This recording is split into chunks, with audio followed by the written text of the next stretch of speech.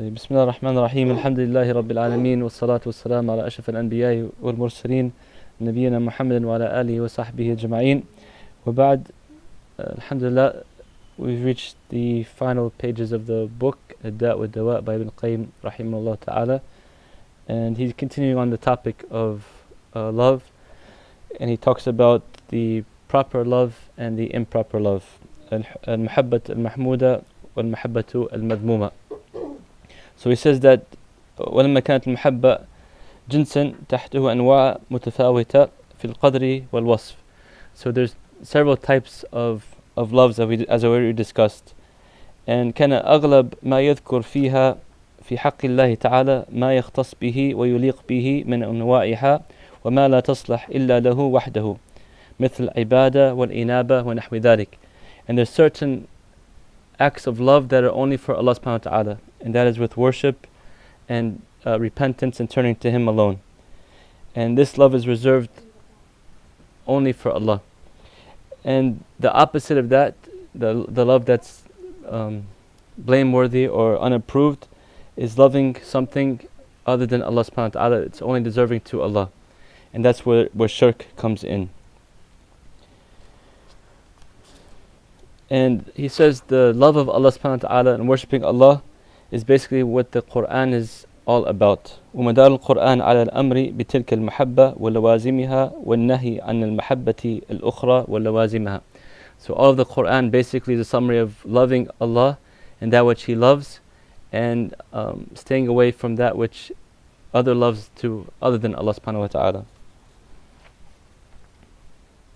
And he says he sent the prophets with this message, and he told many different of the stories in the Quran, all with this message, and he's given us examples and metaphors, all delivering this message. Basically, the greatest love is the love of Allah subhanahu wa ta'ala, worshipping Him alone, and disassociating any partner to Him. And the Prophet ﷺ said in authentic hadith, وَالَّذِي نَفْسِي بِيَدِي لَا يُؤْمِنُ أَحَدُكُمْ حَتَّى أَكُونَ أَحَبَّ إِلَيْهِ مِنْ وَلَدِهِ وَوَالِدِهِ وَالنَّاسِ أَجْمَعِينَ. None of you truly believes until I become more beloved to him than his child, his father, and all of people. In another narration, the Prophet ﷺ said, or Umar radiallahu anhu came to the Prophet ﷺ and said to him, O Messenger of Allah, I love you more than everything else except myself.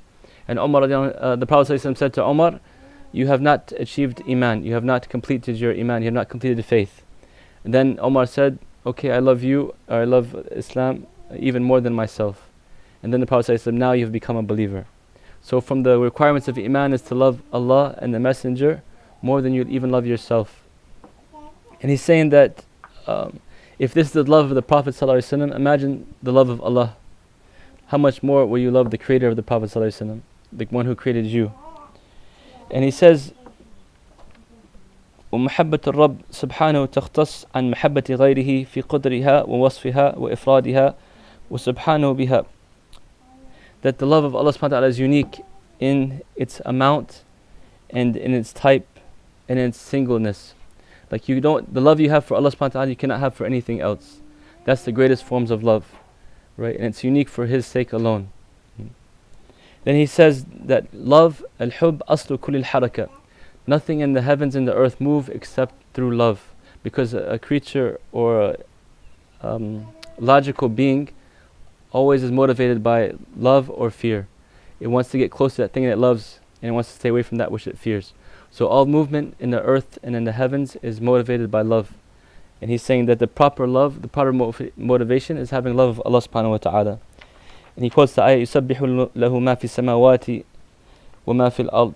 Like everything in the heavens and the earth gives praise and glory to Allah subhanahu wa ta'ala, indicating that all the movement is to love of Allah subhanahu wa ta'ala.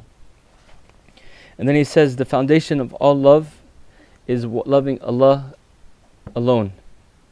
فإذا عرف ذلك فكل حي له إرادة ومحبة وعمل بحسبه وكل متحرك فأصل الحركة المحبة والإرادة. So when a person knows that the foundation of all basically love is love for Allah alone, then he is motivated to worship Him and Him alone. And he's saying that no movement occurs except through desire and love of Allah subhanahu wa ta'ala. And he said the singleness of love for him alone and worship is what causes stability in the universe. Because if there was more than two gods, there would be corruption in the universe. وَلَوْ كَانَ فِيهِمَا آلِيَةٌ إِلَّا اللَّهِ لَفَسَدَتَا. If there was like another God that a person loved as equal to God, Allah subhanahu wa ta'ala alone, there would be corruption in the universe. وأصل فساد العالم إنما هو من اختلاف الملوك والخلفاء ولهذا لم يطمع أعداء الإسلام فيه من في زمن الأزمنة إلا في زمن تعدد الملوك والمسلمين واختلافهم. He said, and that's why you can find that all the corruption in the earth usually occurs between the differences of two strong parties, two khilafah, two kings, right? And they said the enemies of Islam were never able to conquer the Muslims until the Muslims started having fights with each other. When the different leaders started fighting with each other, then the enemies of Islam were able to overtake them. So he's saying that فالصلاح السماوات والأرض واستقامتها وانتظام أمر المخلوقات على أتم نظام من أظهر الأدلة على أنه لا إله إلا الله وحده لا شريك له. So the stability of the heavens and the earth is one of the greatest of evidences that there's only one Lord, only one God, only one worthy of worship. Because if there was more than one, there would be chaos, there would be fighting, and there would be corruption. And then he says, from the signs or the effects of love is all the things that come about from it. So when a person has love, the feelings of the sweetness of love come about, the desire, the longing, the wanting to be close to that which you love, and the hurting or the grief or the sadness or being away from the one that you love. Right? This is natural with any type of love. So the more love you have of Allah subhanahu wa ta'ala, the more close you want to get to Him. Right? And you feel bad and despair when you are away from Allah subhanahu wa ta'ala. So he's saying that the effect of true love makes you want to get closer to the one that you love. وَمَعْلُومٌ أَنَ الْحَيَّ الْعَاقِلْ لَا يَخْتَارُ مُحَبَّةً مَا يَضُرُّهُ وَيَشْقِيهِ. And the logical person will never pick a love that would hurt him or harm him. Right? The only one that does this is a person who does not have aql, the illogical person. He chooses a love that is harmful to him, the love for other than the sake of Allah, the love of shirk or the love of haram or the love of that that exceeds the bounds of proper love. Right? And this causes him misery at the end of the day. Then the Imam says that al-mahabba aslu kulli din. So it's the foundation of all movement, it's the foundation of establishing the religion. وكما أن المحبة والإرادة أصل كل الفعل كما تقدم فهي أصل كل الدين سواء أكان حقا أو باطلا. Love is the foundation of all types of religion, whether it be proper religion or improper religion. فإن الدين هو من الأعمال الباطنة والظاهرة والمحبة والإرادة أصل ذلك كله. Deen, religion, are the actions of the inward spiritual actions and the outward physical actions. And love is the foundation for both of those. Like you cannot do an act of worship except it's motivated by the love of Allah subhanahu wa ta'ala if you're a proper Muslim. Right? And the mushrikeen, they used to worship because of the love of the idols. People that have improper loves of the creation, like they might have a boyfriend, girlfriend type thing, and they're motivated by that love, they move according to that love brings them misery because it's not proper love. Right? But it has some type of effect upon them, and that's their deen. The more you love something, that becomes your deen. And he says the ayat وَإِنَّكَ لَعَلَى خُلُقٍ عَظِيمٍ, to the Prophet ﷺ, you are upon a great character. A lot of scholars of tafsir, they say that it means إِنَّكَ عَلَى دِين عَظِيمٍ, you are upon a great religion. And also the Aisha, she used to say that كَانَ خُلُقُهُ الْقُرْآن, his character was the Qur'an. Because the thing he loved, the Prophet ﷺ loved the most and he was closest to, was Allah subhanahu wa ta'ala. So his khuluq and his religion and his deen was that based upon that love. That's why Allah said, إِنَّكَ لَعَلَى خُلُقٍ عَظِيمٍ. وَدِينُ الْعَبْدِ لِلَّهِ بِهِ إِنَّمَا يُقْبَلُ إِذَا كَانَ عَنْ مَحَبَّةِ وَرِضَائِهِ كما قال النبي صلى الله عليه وسلم ذاق طعم الإيمان من رضي بالله ربا وإسلام دينا وبمحمد صلى الله عليه وسلم نبيا. That the true religion of a person is only accepted when you have based upon the love and pleasure of Allah subhanahu wa ta'ala. As the Prophet said in an authentic hadith, you have tasted the taste of Iman or faith when you have had been pleased with Allah as your Lord Islam as your religion, and Muhammad sallallahu alaihi wasallam as your prophet. And when you truly realize like the importance of the love of Allah subhanahu wa ta'ala, and He is in control of all the affairs, and your deen, the way you worship is based upon that love, then you understand how He is in control of all the affairs. In the authentic hadith, the Prophet sallallahu alaihi wasallam said, ما أصاب عبدا قط هما ولا حزنا فقال اللهم إني عبدك وابن عبدك وابن أمتك ناصيتي بيدك ماض في حكمك عدل في قضاءك أسألك اللهم بكل اسم هو لك سميت به نفسك أو أنزلته في كتابك أو علمته أحد من خلقك أو استأثرت به في العلم الغيب عندك أن تجعل القرآن العظيم ربيع قلوبنا ونور صدورنا وجلاء أحزاننا وذهاب همومنا وغمنا إلا أذهب الله همه وغمه وأبدله مكانه فرحا. So he's saying, when you truly realize like the perfection of Allah subhanahu wa ta'ala, He's in control of all affairs, and your deen and your worship is based upon worshipping Him alone, this hadith comes about that no thing comes upon a servant from grief or fear, and he says this dua, except that Allah will take it away from him. When he says, "O my Lord, I am your slave, the child of your slave, my forelock is in your hand, your ruling has come upon me, you are just in your ruling, I ask you by all the names that you have named yourself, or that you have revealed in your book, or that you have kept in secret with you, that you may make the Quran open my heart, and a light to my chest, and a relief of my grief, and taking away from my concerns." So when you make this dua, Allah takes away your humum. So he's basically, the point is saying that how the one who bases his deen upon the hubb, the love of Allah subhanahu wa ta'ala, he knows that Allah is the only one that can take away his concerns, and He's the one who is in control of the universe. So he puts his affairs to Allah. Then the Imam, he goes and he talks about the examples of a love that exceeds its bounds, and the love that's properly for the sake of Allah subhanahu wa ta'ala, in the story of Yusuf alayhi salam. And he mentions 13 facts about the situation that Yusuf faced, that any one of them alone would have been sufficient to tempt a person, right, to go into the haram. So he says the first one, ما ركب الله سبحانه في طبع الرجل الرجال من ميله إلى الامرأة أو النساء. That first thing is that all men have a loving or a desire for women in general, as part of the human nature of the men, right? That's the first thing. He had to fight against that temptation. The second, and he's saying that also it's like the thirsty person for water, or the hungry person for food. And he's saying sometimes the love of the women for the men can be even stronger than their thirst, or the love for like food for a hungry person, or the thirst for a thirsty person of water, right? That's how strong it is inside the men. The second one, he said, Yusuf alayhi salam kana shabban. He was a young man, and when you're a young person, the desires are even stronger. Thirdly, he said he was single, he was not married. Fourth, he was in a strange country. You know, if a person's in a strange country, not amongst those that he knows, it's easier for him or her to fall into sin, because they think that like people won't see them, right? Fifth, the woman was a person of position and great beauty, right? And that alone also is a sufficient means of temptation for any, man. Sixth, إنها غير ممتنع ولا آبية. She was not like preventive to Yusuf alayhi salam.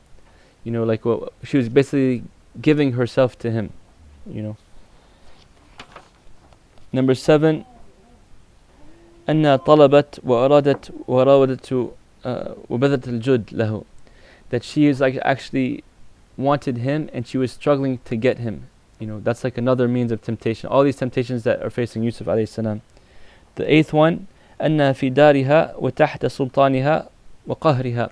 Yusuf was in her house, under her supervision, and under her power, basically, because she was one of the most powerful women in that country, the wife of the Pharaoh, right? So he was under her power. 9th, أنه لا يخشى أن تنام عليه هي ولا أحد من جهتها. He didn't have to fear for her exposing the secret, or anybody from her party to expose their secret. because she was the one that initiated it, and she is the one that has power. The 10th factor, أنه كان في ظاهر مملوكا لها في الدار. In the apparent means he was like a slave, or a servant for her. So there's no like suspicion of him being in the house to begin with. Number 11, أنها استعانت عليه بأئمة المكر والاحتيال.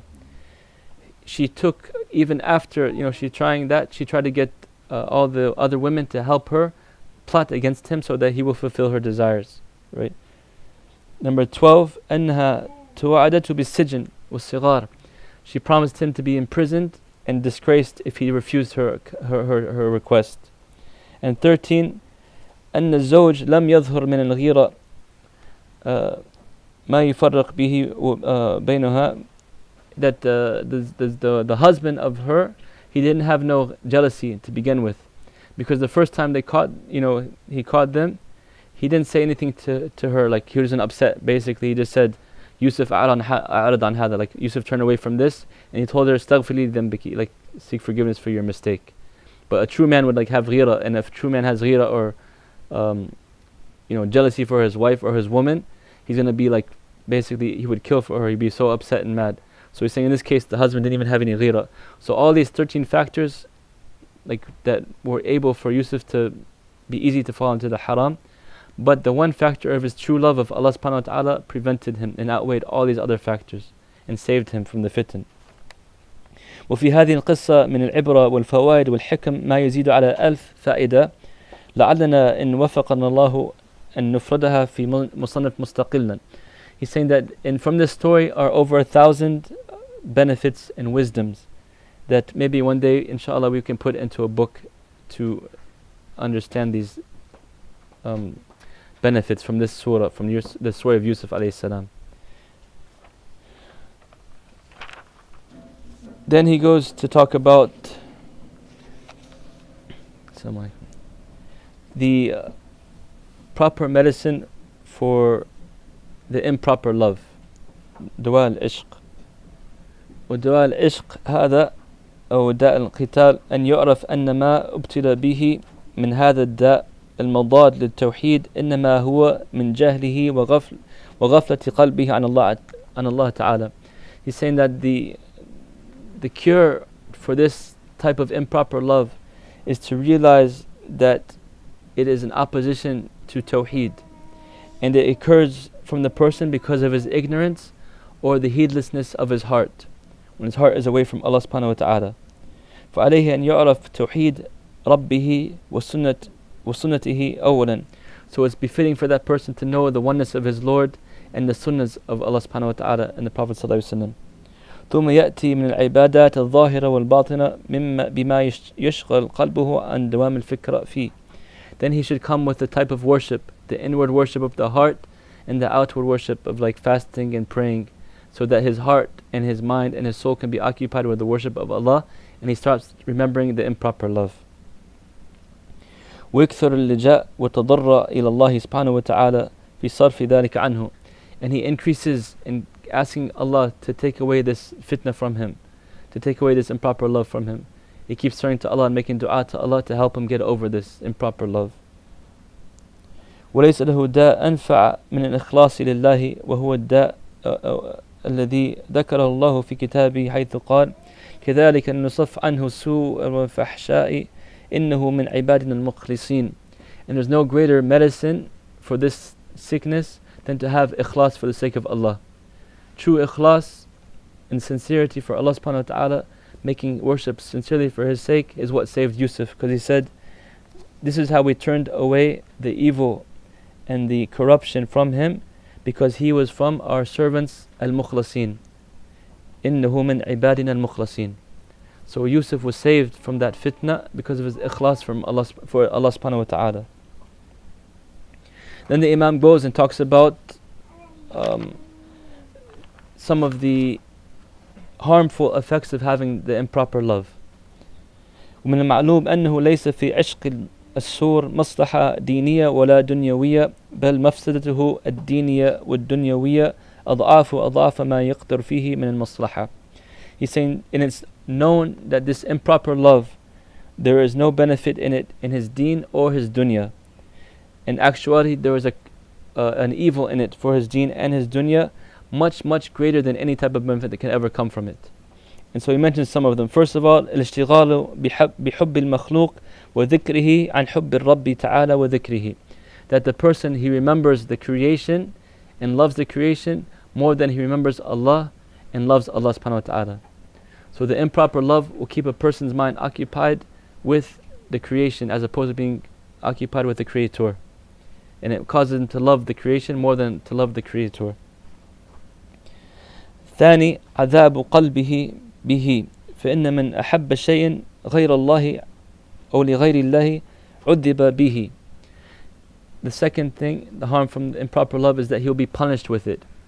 As it said in the statements we mentioned before, if a person loves something for other than the sake of Allah, or an improper love, Allah will punish him with that, right? And you find so many people, because they have love of wealth or love of dunya or love of a woman or love of a man, for example, and they put that love above the love of Allah subhanahu wa ta'ala, they end up getting punished with that love. They end up losing their wealth, they end up losing their position, they end up losing that woman or that man, right?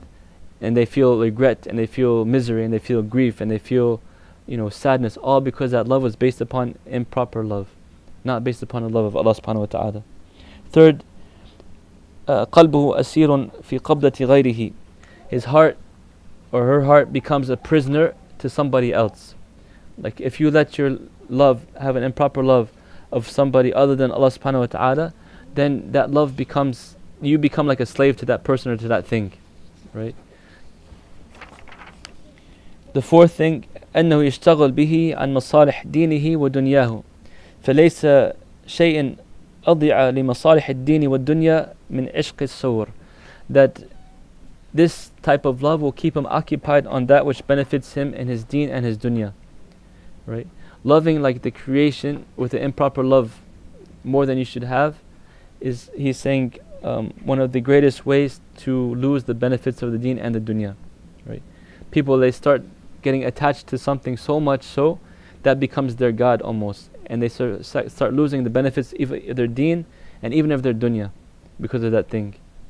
And I've seen, people, for example, that became so obsessed with, I'll say, wealth, that they're collecting wealth and working so hard for the wealth and the money, and they're not even benefiting from it. Like they're misers with their money. They don't spend even upon themselves. They don't even spend like air conditioning in the summertime because they want to waste money. So they're making thousands, they're working hard, making millions and all that, but it's a punishment for them, because they've taken that as their God other than Allah subhanahu wa ta'ala. The fifth harm is that all the harm or problems from the deen and the akhirah come or stem from having improper love. He's saying the improper love, directing that love to something other than Allah subhanahu wa ta'ala is like the fire being directed to dry timber. You see when the fire hits dry timber how fast it burns up and blows up. The same thing with a person directing their love to something other than Allah for the wrong sake. It becomes a catastrophe for them.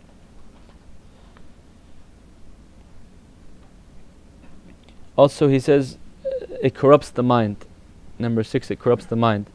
This is because the person's thoughts become so obsessed with that thing that they love that their mind becomes occupied with that. They don't think about other than that. So their thoughts are always occupied by that person that they love or that thing that they love. And it even prevents them from doing that's what it benefits for them. And then he says, ربما, the 7th part, أنه ربما أفسد حواس أو بعضها إما إفسادا معنويا أو صوريا. It also corrupts the senses, he says, either physically or metaphorically. Physically, القلب إذا فسد العين والأذن واللسان فيرى القبيح حسنا منه ومن معشوقه كما في المسند مرفوعا حبك شيء يعمى ويصم. He's saying, like, metaphorically, it corrupts the heart, right? And if the heart is corrupted, the eyesight and the hearing becomes corrupted. As he says, there's a hadith attributed to the Prophet ﷺ that your love of something can blind you or make you deaf, whereas you see something that's ugly as beautiful, or you listen to something that's bad as something that's good, because improper love blinds the person, right? He doesn't see the faults, or she doesn't see the faults in the thing that they're loving anymore because they're blinded. They see only like good from that person, even that person is the most evil of people, right? Because their heart has become corrupted with the love of other than Allah subhanahu wa ta'ala.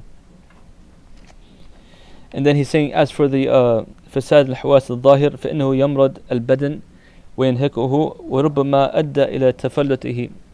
He said, as for the corruption of the body, sometimes the person can be so lovesick that he actually becomes physically sick with grief or depression, or actually even like getting sick. You know, sometimes grief and depression can cause physical sicknesses. And he mentions many stories from the past of people that lost their minds for love, or lost their health for love, you know, or became so sick they couldn't even eat anymore because of love, improper love. And then he goes and he mentions so many like stories and poems and histories of the past of those people falling into improper loves. And then he mentions certain arguments of others saying that, well, love is a good thing, you know, love can bring happiness, love can do this, love can do that. And then he spends the last part of the book basically answering that, saying that it depends on what you mean by love. Yes, love can be a good thing, but it has to be proper love, right? And inshallah we'll finish right now, like breaking down the love. He says, أن الكلام في هذا الباب لا بد فيه من التميز بين الواقع والجائز والنافع والضار ولا يحكم عليه بالذم والإنكار ولا بالمدح والقبول من حيث الجملة. He says, to understand this question or this concept, we have to distinguish between the beneficial love and the harmful love, right? And you can't just put like a blank statement for all types of love, because loves are different. And he says, أعلم أن أنفع المحبة على إطلاق وأوجبها وأعلاها وأجلها محبة من جلبت القلوب على محبته وفترة الخليقة على تأليه وبها قامت الأرض والسماوات وعليه فترة المخلوقات. The most beneficial, the best love, without a doubt, is the one that your love, that your heart, that your soul, that your creation has been built upon. And that is the love of Allah subhanahu wa ta'ala. There's no greater love than that. وهي سر الشهادة, and this is the secret of the shahada, loving for the sake of Allah. وهو الذي تأله القلوب بالمحبة والإجلال والتعظيم. And this is the love that makes the hearts get close to Allah and make Him great in your heart, in your mind, and your soul. And the perfect love is the one where you combine this type of love of Allah with humbleness and worship, right? All those together equal the greatest love. And he said, وَالشِّرْكُ فِي هَذِهِ الْعُبُودِيَّةِ مِنْ أَظْلَمِ الظُّلْمِ. And the worst form of injustice is having shirk in this type of love. Loving other than the sake of Allah, that which is only deserving for Allah. Worshipping other than Allah, that which is only deserving to Allah subhanahu wa ta'ala. فإن القلوب مفطرة محبوبة على محبة من أنعم عليه وأحسن إليه. And he's saying, like, basically, why should you not love Allah subhanahu wa ta'ala? The hearts in general are made to love that which brings it good. You know, if somebody does good for you all the time, or gives you something, or gives gifts to you, you have a natural love for that person or that thing, right? So what more, or who more gives to us than Allah subhanahu wa ta'ala? Right? Nobody. So it's natural for us to love Allah. وَمَا بِكُم مِّن نِعْمَةٍ فَمِنَ اللَّهِ. There's not a favor or benefit or blessing from anything you have in this earth except as a gift from Allah. Right? So He's, for that reason alone, befitting of our love. And he's saying that love has two main reasons for it. The first one is al-jamal, and the second one is al-jalal. You love something because of it, the beauty that's in it, or for the honor that's in it. And Allah subhanahu wa ta'ala, He has both of these. And he says, the Imam says that there's nothing in the heavens and the earth that has a complete perfectness in their jamal and their jalal except Allah subhanahu wa ta'ala. So therefore you should have the most love for Him. And the basis of wilayah, or being close to Allah and the believers, is based upon love. Like the Prophet ﷺ is ordered to say in Ali Imran, قُلْ إِن كُنْتُمْ تُحِبُّونَ اللَّهَ فَاتَّبِعُونِي يُحْبِبْكُمُ اللَّهُ وَيَغْفِرْ لَكُمْ ذُنُوبَكُمْ. Say, if you love Allah, then follow me. Allah will love you and forgive your sins. right? يا أيها الذين آمنوا من يرتد منكم عن دينه فسوف يأتي الله بقوم يحبهم ويحبونه أذلة على المؤمنين وعزة على الكافرين. O you who believe, whoever turns away from their faith, Allah will come with a people other than you that He loves and they love Him. Right?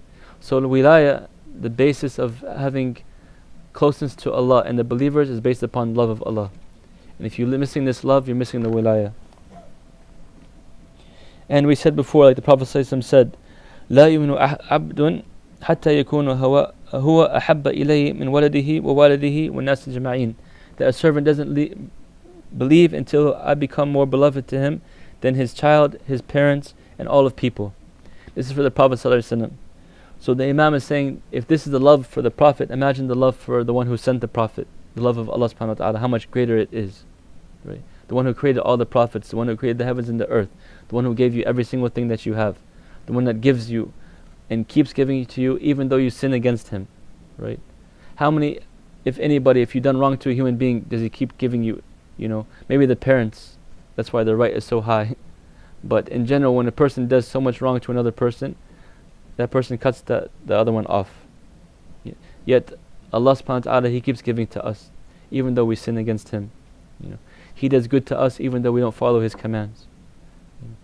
This is why we should love Allah subhanahu wa ta'ala. And also the Imam says, in general, there's not a creature that does something for you except that he's trying to get something out of you in general, some type of benefit. Even the closest of people, they have the benefit of like getting love back from you, for example, or some type of masalih, he's saying. Except Allah subhanahu wa ta'ala, He doesn't need anything from us. He loves for us good for our own sake. Also, from the love of Allah subhanahu wa ta'ala is that when you do something for His sake, He multiplies it and gives you a reward far greater than anyone else can ever give to you. If you spend $1 in His cause, He'll return 700 to uncountable amount. Right? That's another reason why we should love Allah subhanahu wa ta'ala, for His generosity and His honor and His kindness and love for us. Everything He has legislated for us to do is for our own benefit. He doesn't need anything from us, and He rewards us for it. So it's not only like you're doing this good to help yourself, but you do it, I'm going to give you even more in Jannah. And he said, وَأَيْضًا فَهُوَ سُبْحَانَهُ خَلَقَكَ لِنَفْسِهِ وَخَلَقَ كُلِّ شَيْءٍ لَكَ فِي الدُّنْيا وَالْآخِرَةِ فمن أولى منه استفراغ الوسع في محبته وبذل الجهد في مرضاته. He's saying that also Allah, He created you for Himself. وَمَا خَلَقْتُ الْجِنَّ وَالْإِنسَ إِلَّا لِيَعْبُدُونَ. I did not create man and jinn, or humankind and jinn, except that they should worship me. Right? So He created us for Himself, and He created everything in the heavens and the earth for us. So who is it more benefiting to love and to create and to worship? Right? Allah subhanahu wa ta'ala. He created us for Him, and He created everything else for us. So why should we go after that which is created for us in the first place, that we own? That's a gift from Allah to us, and forget the one that created us in the first place. So Allah subhanahu wa ta'ala, huwa haqqu min dhukr wa haqqu min shukr wa haqqu min ubid wa haqqu min humid. He is the one who is most deserving for our remembrance, the most deserving for our thanks, the most deserving for our worship, and the most deserving for our praise. Also, the Imam says that from the completeness of pleasure is with the completeness of the love that you have of Allah subhanahu wa ta'ala, or of anything, right? The stronger the pleasure, the more the love is. That's the general concept for human beings. The more something gives you pleasure or benefit, the more you have love for that, right? So the greatest, he says, وَهَذَا أَمْرٌ عَظِيمٌ يَجِبْ عَلَى اللَّبِيبِ الاعتناء به وهو أن كمال اللذة والفرح والسرور والنعيم القلوب وابتهاج الروح تابع لأمرين.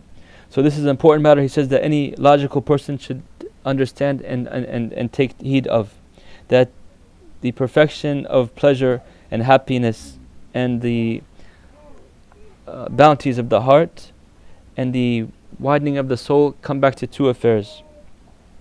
كمال المحبوب في نفسه وجماله, the completeness or the perfectedness of the thing that you love in the first place, right?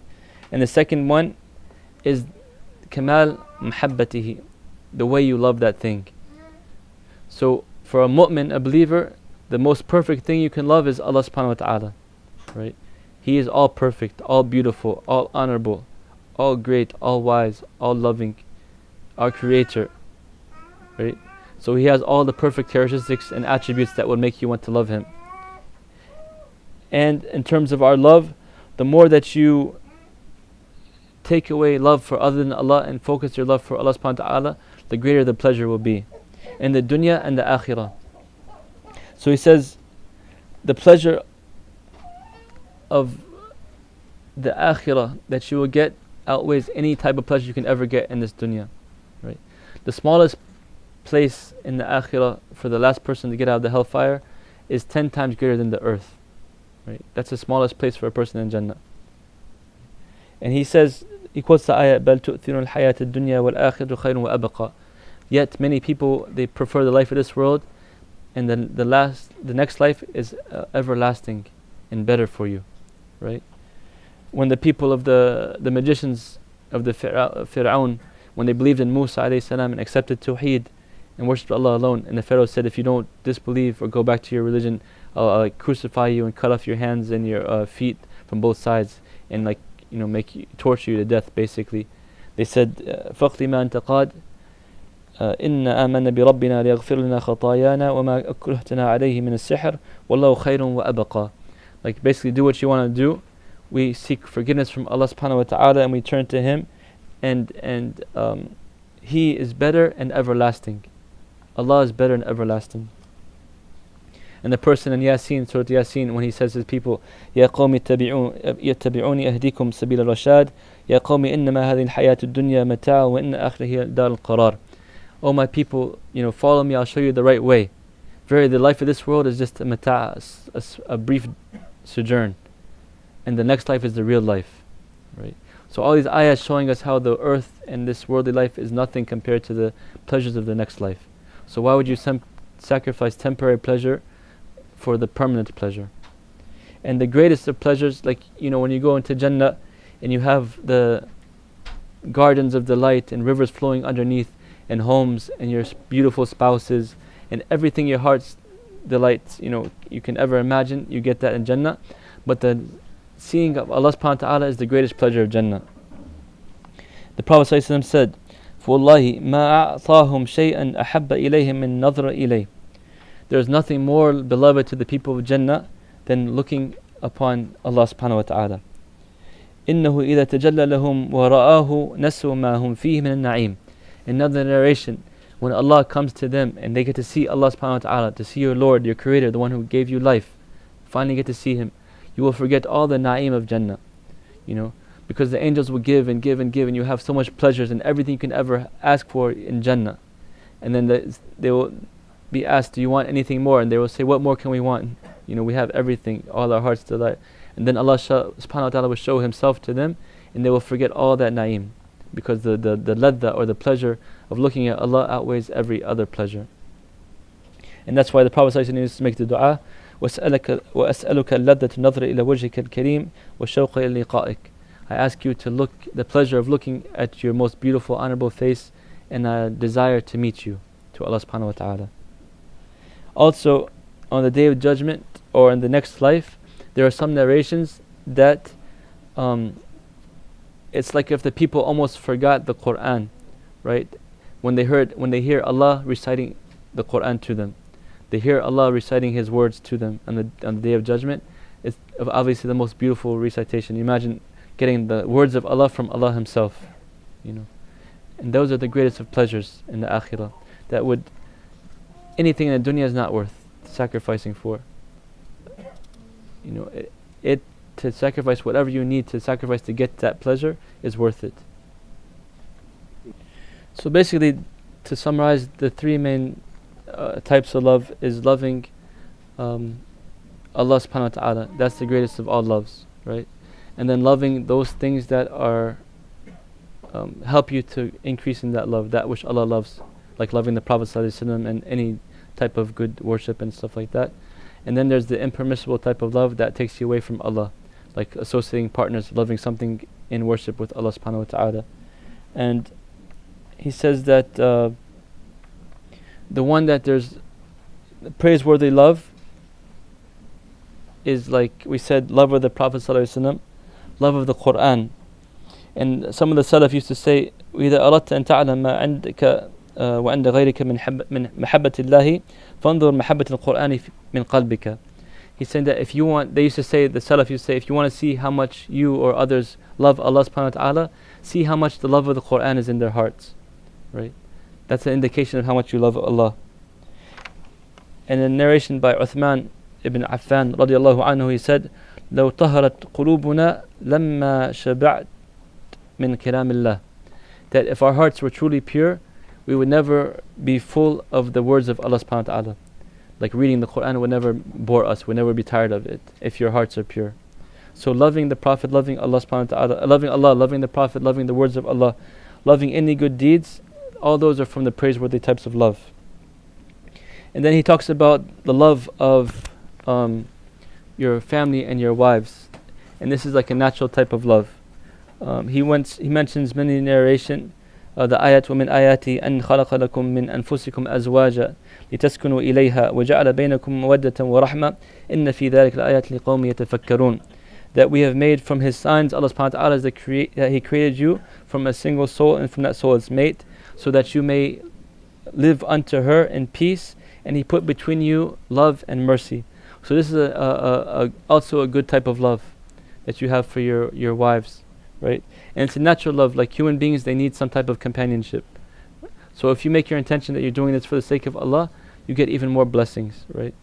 And the Prophet ﷺ said, حُبِّبَ إِلَيْ مِن دُنْيَاكُمْ الطِّيبُ وَالنِّسَاءُ وَجُعِلَتْ قُرَّةُ عَيْنٍ فِي الصَّلَاةِ. That from your dunya, the women and the scent have been made beloved to me, and the apple of my eye is the salat. So having a love, of the opposite sex is a natural thing for human beings. However, Allah gave us a halal way to temper that love, which is marriage.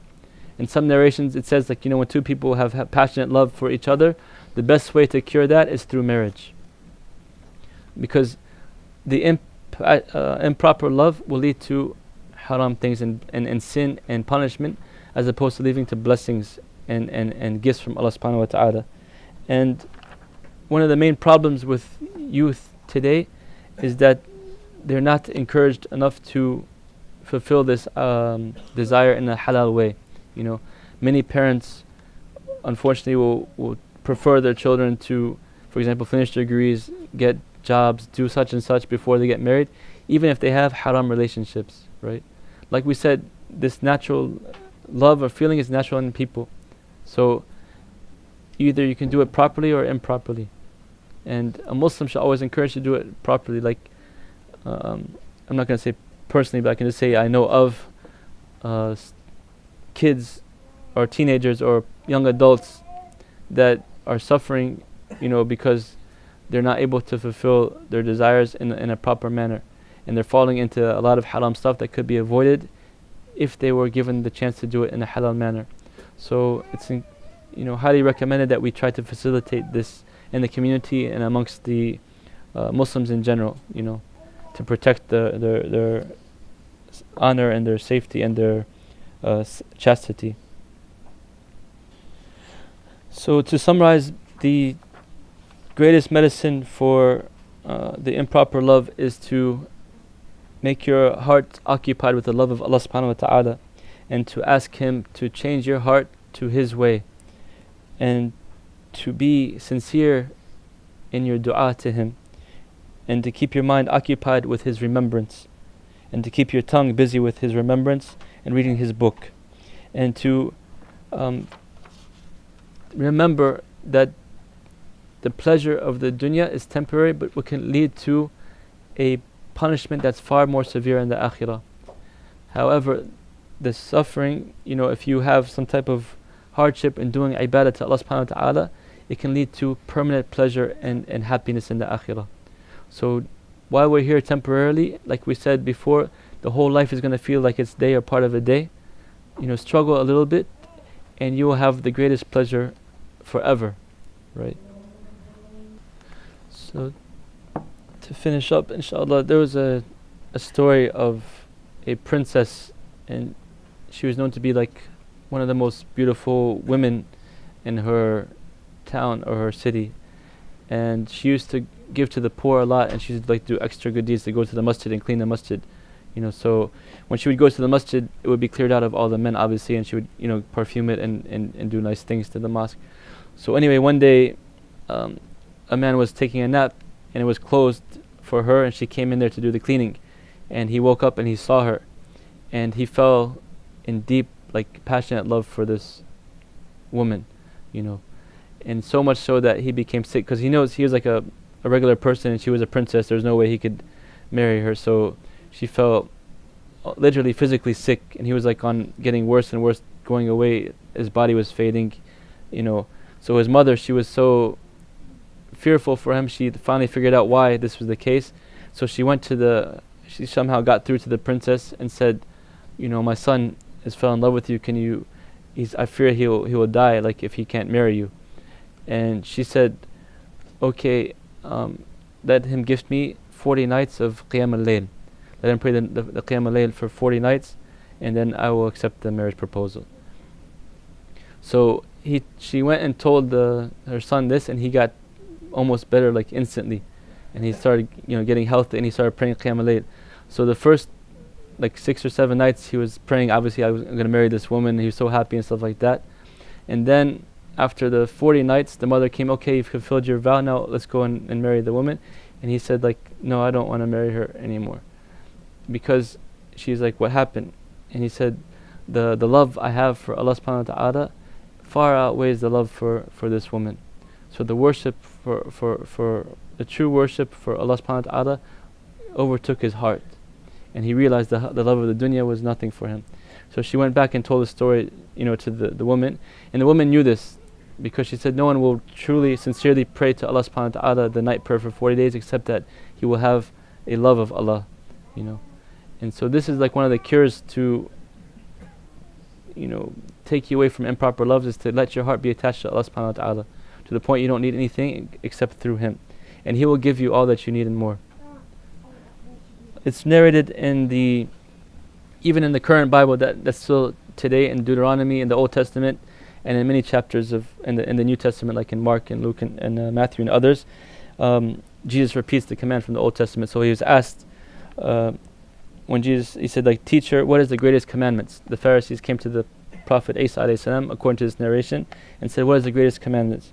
He said, you shall love the Lord your God with all your heart, and with all your soul, and with all your mind. This is the greatest commandment. This is the first and greatest commandment. So even in the previous books, that's even still available to today, this commandment of loving Allah subhanahu wa ta'ala with all your heart is the main and most important things. It's the asas, the foundation of Tawheed, and the foundation of our deen. And then the Imam, he quotes a narration by Ibn Abbas radiallahu anhu, who says that لا يدخل الجنة حتى يصبر لله. No one will enter into paradise until he is patient for the sake of Allah subhanahu wa ta'ala. وَيَعْفِ لِلَّهِ, and he's chaste for the sake of Allah subhanahu wa ta'ala. And he covers himself for the sake of Allah subhanahu wa ta'ala, and he loves for the sake of Allah subhanahu wa ta'ala. So the person who achieves these things and controls his desires and puts the love of Allah above his desires will fall under the ayah, وَأَمَّا مَنْ خَافَ مَقَامَ رَبِّهِ وَنَهَى النَّفْسَ عَنِ الْهَوَى فَإِنَّ الْجَنَّةَ هِيَ الْمَأْوَى. Whoever fears the standing before his Lord, and he prevents his soul from the lower desires, he will have Jannah, paradise, as his abode. And also in Surah Al-Rahman, وَلِمَنْ خَافَ مَقَامَ رَبِّهِ جَنَّتَانِ. Whoever fears standing before their Lord will have 2 paradises, 2 gardens. And then the Imam says, فَنَسْأَلَ اللَّهَ الْعَظِيمِ رَبَّ الْعَرْشِ الْكَرِيمِ أَنْ يَجْعَلْنَا مِمَّنْ أَثَرَ حُبَّهُ عَلَى هَوَى وَابْتِغَى بِذَلِكَ قُرْبُهُ وَرِضَاهُ. He says that we ask Allah the greatest, the Lord of the great throne, and that he makes us put our love of him above the love of our desires, and that we seek closest to him and his pleasure above all other pleasures. And that's how the Imam ends the book. Jazakumullah khairan for all that attended off and on or throughout. Jazakumullah khair. May Allah accept from us and allow us to benefit from these words and wisdom from this great Imam, and continue inshallah in seeking knowledge and growing in closeness to Allah subhanahu wa ta'ala. If you have any questions or comments, you have a couple minutes, and then sisters brought some food, jazakumullah khairan, and tea after salat. If you want to come back and eat a snack, welcome.